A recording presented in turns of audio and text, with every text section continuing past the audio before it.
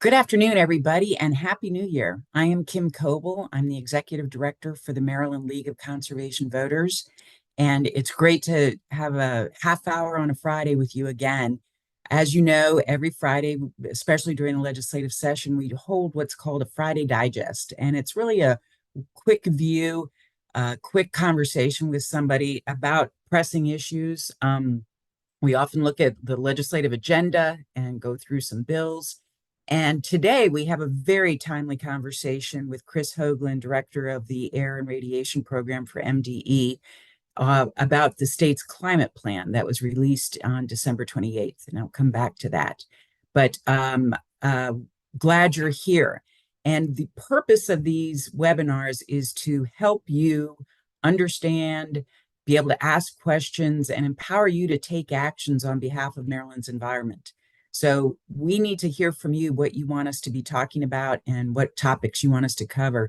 So at the end of this webinar, there's a really tiny, brief survey we hope you fill out. Give us ideas of topics you want discussed, and we'll hopefully fit them into the calendar. In the meantime, please put your name in the chat and where you're from, and consider yourself part of the Maryland LCV team right now. And at the end I'm going to talk to Chris for a little bit, and then we'll open it up for questions. So keep those coming in through the Q&A or the chat as well. So that's all the protocol for today. As I said, it is a big day because the state released what is known as the Climate Pollution Reduction Plan on December 28th. Long awaited plan. And Chris, as the head of the Air and Radiation Program, had a lot of influence in writing it. So I'm very, very honored and pleased that he took the time today and has the time to help us understand the plan and do a little bit of a deep dive into it. As director of the Air and Radiation Program, Chris is responsible for implementing and managing all of Maryland's air pollution programs that include air quality planning and monitoring, regulation development, mobile source control, climate change, air permitting, et cetera, et cetera, et cetera. He, prior to coming to MDE, he worked at the federal level, serving as a climate change policy expert in the federal government, both at U.S. General Services Administration, EPA, and the Office of Information Regulatory Affairs. He has a master's degree from Duke Environmental Program. And Chris, thanks for joining us. Thanks, Kim. Thanks for having me. Yeah, so let's go ahead and start diving in, and take us back a little bit. Why did MDE write the plan in the first place? What are you hoping to achieve through it?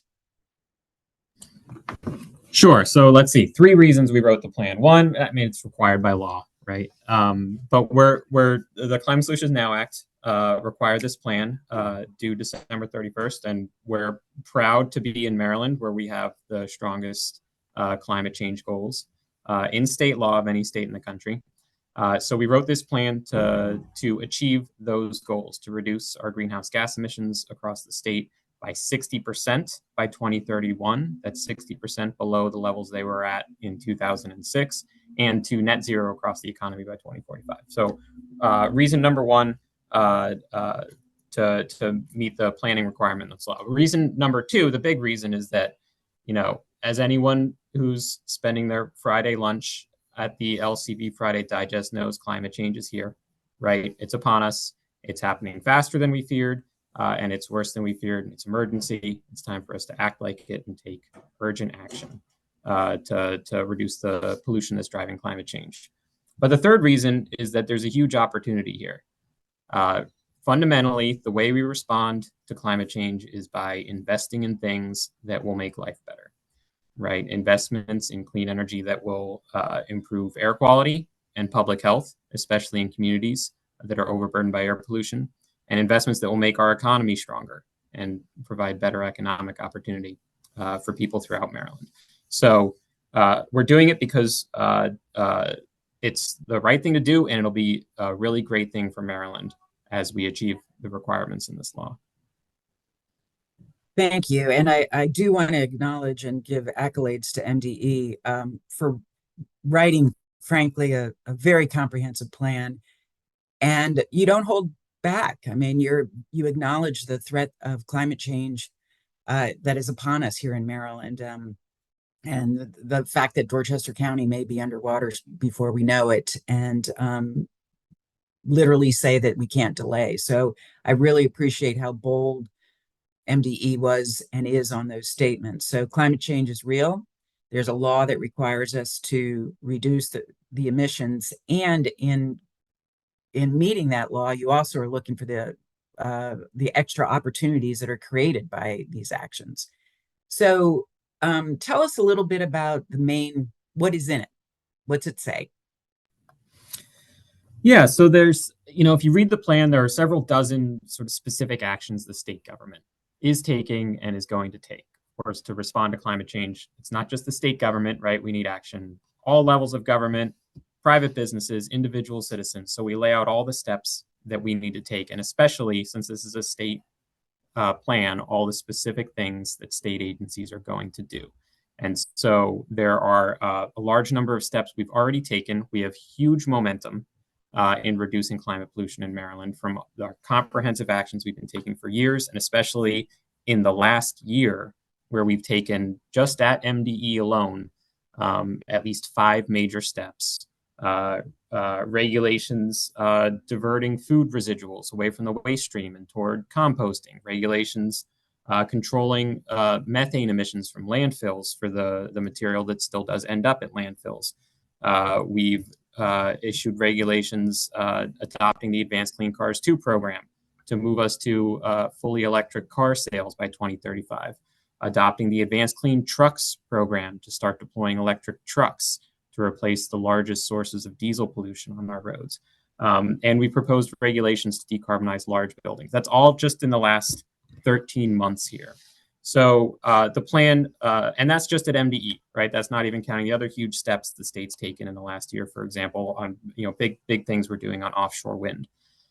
So you'll see in the plan lots and lots of existing measures to maintain our momentum, and then lots of new steps that state agencies are going to take and that we proposed across government to build new programs, for example, at MDE, new programs to decarbonize homes, new programs to mobilize investment through, for example, a clean heat standard. So the plan has a comprehensive set of actions that fundamentally try to do mobilize investment in a couple of key areas, right? Continue to build clean energy, especially renewable energy, to decarbonize our electricity system, and then electrify lots of our energy systems so that they're running on that clean energy instead of fossil fuels. For example, switching to electric vehicles, switching heating systems from furnaces and boilers to heat pumps. There's lots and lots you'll see in the plan of government programs, but those are all fundamentally meant to make these transitions happen to clean energy in homes and businesses and communities. So the report refers to the whole of government approach. And is that what you mean by that? Is that, well, why don't you use your words? Yeah. Yeah, so MDE, the Environment Department, obviously we have a really important role here because we're the pollution regulators. This is fundamentally a pollution problem. And so we're tasked with writing the plan. But it's not just the Environment Department, and we developed the plan in partnership with all of our sister agencies. And so you'll see throughout the plan lots of information and steps that the Department of Transportation is going to take, that the Maryland Energy Administration is going to take, that the Department of Labor, the Public Service Commission, the Maryland Clean Energy Center. We looked across government, all of the tools we have available. It's everybody's responsibility to deal with this problem in Maryland and to deploy the solutions that are going to secure us the economic benefits for everybody. And so you'll see in the plan, and we try to separate this out to make it as clear as possible, specific steps taken by lots of different agencies throughout the government. So, you and I have had conversations, and Maryland LCV has expressed some concern about the fact that the plan is very, very well done and executed on paper, but we're uncertain about what the next steps are in terms of getting it implemented. And you're speaking quite definitively that Maryland Department of Transportation are going to take these steps. So how can we, the listeners, all of us, feel assured that this plan is going to be implemented? Yeah. So first step, open the plan and go to, there's a chapter on implementation where we basically have to-do lists for everybody. Read that and hold us to those to-do lists, right? We are launching processes for all of those actions as we speak. For example, MDE, we have several regulatory actions listed there that we're going to be doing in 2024. So we're launching those processes, participate in those processes, hold all of us to account to make progress. Kim, you're a co-chair of the Maryland Commission on Climate Change, where we will continue to coordinate everything we do on climate. And so everyone asked Kim how to attend those meetings. So that's step one is, hold us to our to-do list here that we've laid out in the clearest terms we can throughout the plan. There's going to be a lot of process coming up, right? Every single MDE regulatory action is a big process, and there's public participation components to all of those processes. So participate in our processes. It's a lot. We rely often on, professional organizations like LCV to help individuals make sense of all the different, a regulatory process over here, a working group over there, a commission over there. So we appreciate your help making all of this government process stuff understandable to everyone. But my short answer is to ensure the plan gets implemented, hold our feet to the fire, hold us to the commitments that we've made, and participate in our processes to help us make sure that they are each successful. That's a great answer, Chris, and I appreciate it. We will be holding you accountable, but hopefully with a lot of celebration on progress that's made. One of the questions I was going to ask you is what we as individuals can do. But let me give another preamble before I ask that. One of the things I really, again, want to applaud MDE on is that the interim report that you issued in July, the pathway report, there was a very comprehensive outreach and engagement strategy that you implemented. You had many public meetings. I attended some of them, some in person, some virtual, and all different places in the state. And that engagement, I know the process benefited from that, right? And so what is, or have you guys thought about the plan moving forward to ensure that level of engagement is continual as we implement the plan? Yeah, absolutely. So as we move to implementation and we move from having this one plan that we're having a series of meetings on this one plan to now lots and lots of processes on the to-do list. We will coordinate through a lot of the existing bodies we have set up, like the Maryland Commission on Climate Change and its working groups, which are public-facing processes, open meetings, where we can, lean on those as regular, just public check-ins to coordinate and check in on progress on all the individual actions, make sure everybody's aware of everything that's happening, when, and how to participate. We'll be holding lots more information sessions, getting lots more information out about the contents of the plan to have sort of everybody give a guided overview of the plan to complement when you open up and you read all 98 pages and enjoy them a lot.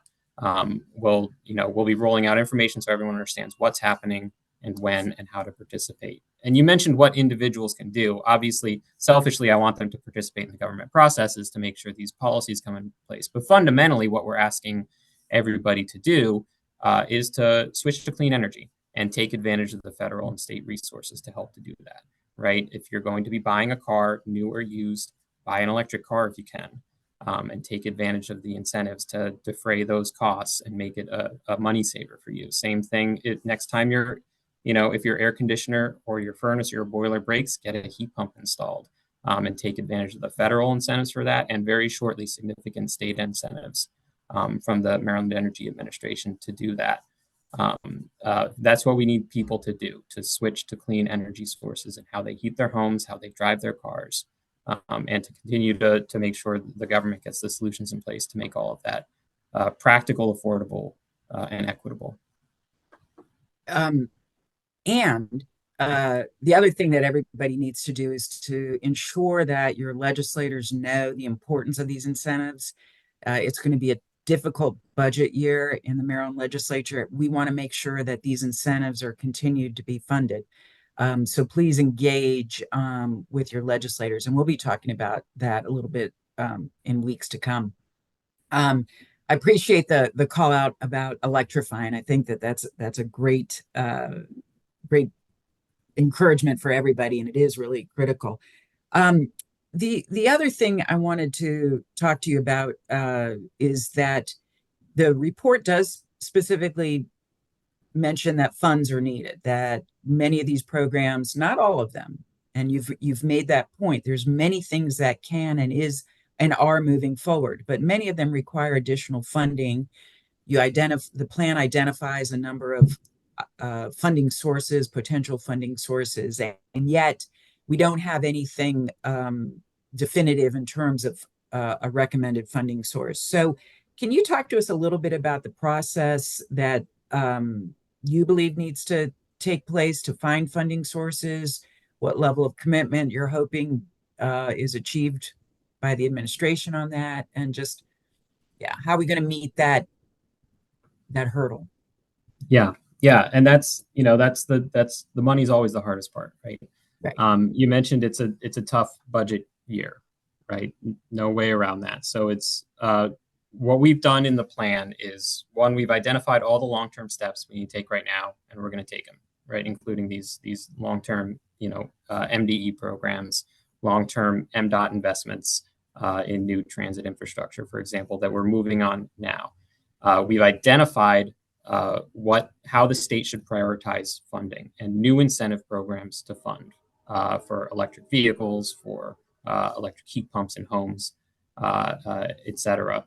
And the good news is that we're gonna get the long-term measures in place right now. We've identified incentive programs to fund and ideas for how to fund them, and we all need to work on building support and consensus for the funding options that are the best options for the state while we get the long-term measures in place. The good news is that we do have momentum and tailwinds from federal funding. For example, one of the major incentive programs we talk about in the plan is for homeowners to install electric heat pumps and do other efficiency improvements in their home, on top of the funding that's already available through things like the Empower Maryland program. We have federal money coming in. The Maryland Energy Administration is programming $137 million, I believe, from the feds to get that incentive program started. So we do have in the near term lots of momentum and lots of resources available while we figure out these long-term funding sources. Great. That's very encouraging, and those funds I know are there. Um, and can you just touch on also that I think it's important that everybody understand that this isn't just a one-way equation. It's not just money out the door, right? There's cost savings that occur from these investments. Can you touch on that? Yeah, absolutely. So, for electric vehicles, for example, on average in Maryland, it costs you about 1/4 as much per mile to drive an electric vehicle as it does to drive a comparable gas vehicle. And in a well-insulated home, an electric heat pump will cost less to heat that home than a traditional combustion system, like a furnace or a boiler, especially if you're comparing to some of the more expensive fuel sources like heating oil. So we estimate in the plan that a typical home can save thousands of dollars a year by switching to electric heat, thousands more switching to an electric vehicle. But of course, there are upfront costs to do that right now. The cost of the technologies are coming down. Electric vehicles are getting less expensive every year. But the role of the state and federal money is to help provide those upfront incentives so that we can sort of enjoy those savings. But yes, if you deploy these solutions, we're asking people to deploy for the environment and for the broader health of the economy. There are also really significant personal savings that come from making this transition. So the challenge is how to make those savings accessible to everybody, right? So that we don't leave anyone behind in the transition. And in particular, people who live in low-income communities are able to enjoy these huge benefits as well. Right. And the plan does mention the importance of ensuring that the underserved, overburdened communities that are bearing a disproportionate amount of the climate change impacts are prioritized. So funds would go, or even extra funds would go to incentivizing their purchases of electric vehicles, home heating equipment, etc. Do I have that right? Yeah, that's right. Absolutely. Yeah. So we got a plan. We have obviously the staff at MDE and at the other agencies willing and able to implement it. We have some funding, we are pursuing other funding, and we need to find more funding. What So there's lots of reasons to be hopeful about Maryland's climate change future, right? Absolutely. So, and I'm not going to be Debbie Downer on this, except to ask you, what keeps you up at night? What are you worried about in terms of us meeting our goals in 2031 and 2045?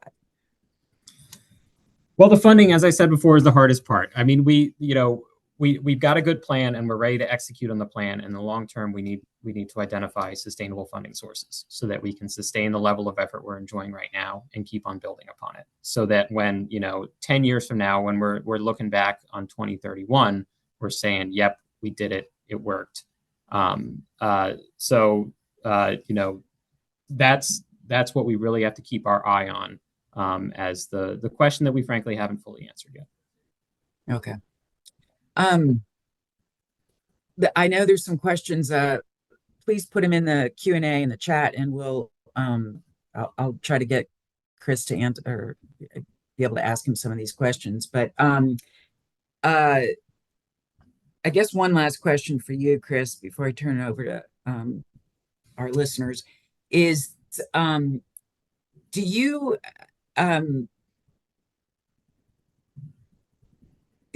in terms of the priority and the next steps for MDE and yourself, in terms of implementing this plan, what's the next immediate actions that you're going to be taking? So we have some regulatory tasks on the list, right? For example, developing a new program called a Clean Heat Standard that Kim, the Climate Change Commission, told us to get to work on a couple of years ago. So we've done some studies and some design with the Climate Commission's greenhouse gas mitigation working group. So that's one thing that we're turning into a sort of stakeholder process for a regulation now. We're also finishing our implementation of the Building Energy Performance Standard, which is a program required by the Climate Solutions Now Act to decarbonize large buildings. We have a proposed regulation out for comment right now. We published the regulatory proposal last month, and it's open for comment until the 18th of this month. So that's a major focus, is getting that program in place, up and running. In terms of implementing just the broader plan, which is not just MDE specific to-do list, but of course everybody's. As you know, Kim, we're gonna coordinate that through the Maryland Commission on Climate Change and other venues to make sure everybody knows what's going to happen and when, and we make sure it all happens. Awesome. Well, I know that there's not a lack of work in front of you, Chris, and I appreciate everything you do to make it happen. So turning to the questions, you talk a lot about what homeowners and business owners and individuals can do, and that there's incentives out there, whether it's switching or fuel sources or buying cars. But where's the best source of information about for just an interested individual to find the information about what's available for them in terms of incentives? Yeah, there's some great resources. So for EVs, we have a Maryland-specific website for that has all of the information for the federal programs, for the state programs, and also the programs for all the Maryland utilities. And that's marylandev.org. I can get the URL to share out. For a broader, there are lots of great resources for all of the incentive programs at the federal level. Rewiring America runs a really useful website where you can go in and you can put in your zip code and you can see what you're eligible for. and it lists out all the incentives for your home versus your car, etc. So there's some really helpful compilations of all of the different financial resources available online. Great, thank you. We're getting a number of questions around this, so I want to hit it head on. Transportation, right? Leading source of greenhouse gas emissions in Maryland. Lots of effort going towards EVs and purchasing EVs. What's the plan say, and or what are the state's plans to look at reducing transportation burden writ large, increasing transit, increasing biking and walking paths, just simply having fewer vehicle miles traveled on the road? Yeah, great question. That is the biggest part, as you mentioned. It's the largest source of our greenhouse gases, and continued investments in public transportation and alternative transportation, better bike and pedestrian infrastructure are really important elements to achieve the Department of Transportation's goal in the plan of reducing per capita vehicle miles traveled by 20%. And so that's such a big part of the plan that we actually have a companion plan specifically for MDOT.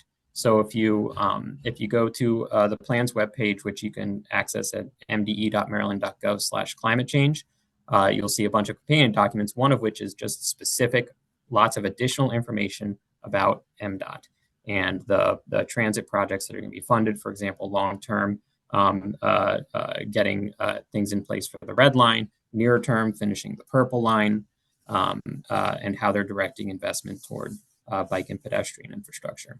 So it's absolutely crucial part of the plan, public transportation. And so we give it a lot of extra attention, a lot of extra detail. Great. And I think there's some great information on incentives that people are putting in the chat there. So keep that in mind. Oh, great. Another broad question, we're getting a number of questions on this too, is that next Wednesday, the Maryland General Assembly starts. We've got the legislators engaged. There are going to be bills that, frankly, are referenced in the plan, right? The activities that we want to see move forward. There's also going to be the discussion around funding. So what is the administration doing to make sure that there's an understanding and appreciation of the importance of those initiatives to move forward?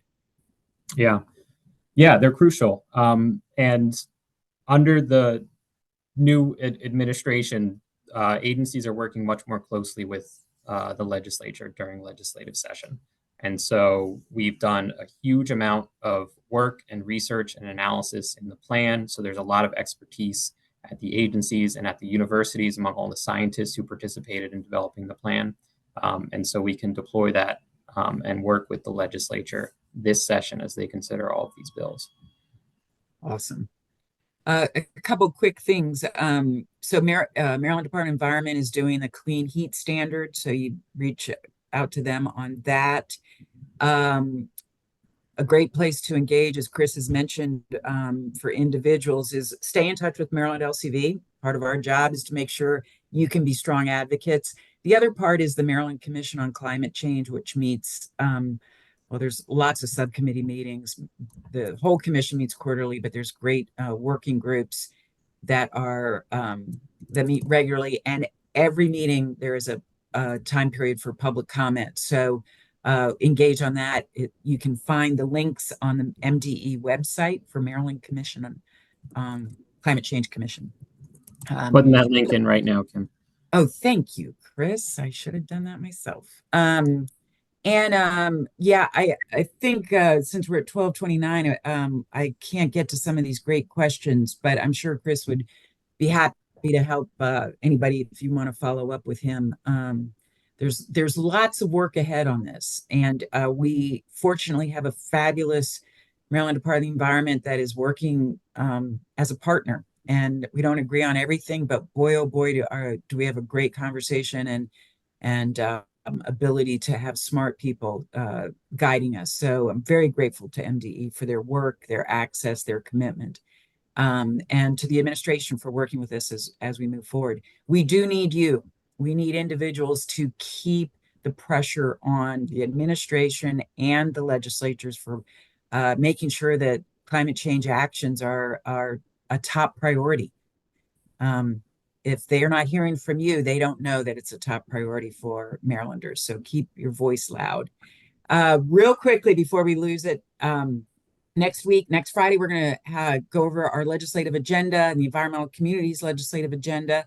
Please join us there. January 17th at 11:30, join us at Lawyers Mall, which is just outside the State House, for a rally around climate change and clean energy and the celebration, and hopefully some announcements out of the administration about what's happening there. And on January 31st, the environmental community is holding its environmental summit at the Graduate Hotel in Annapolis. All information on our website. You can find out the details from our website. Chris, thank you. Thank you for the great work. Thank you for being a great guy all the time. And thank you for your commitment and for taking the time today. And for the rest of you, happy 2024, and we're off and running. Thanks for joining us today. Thanks very much.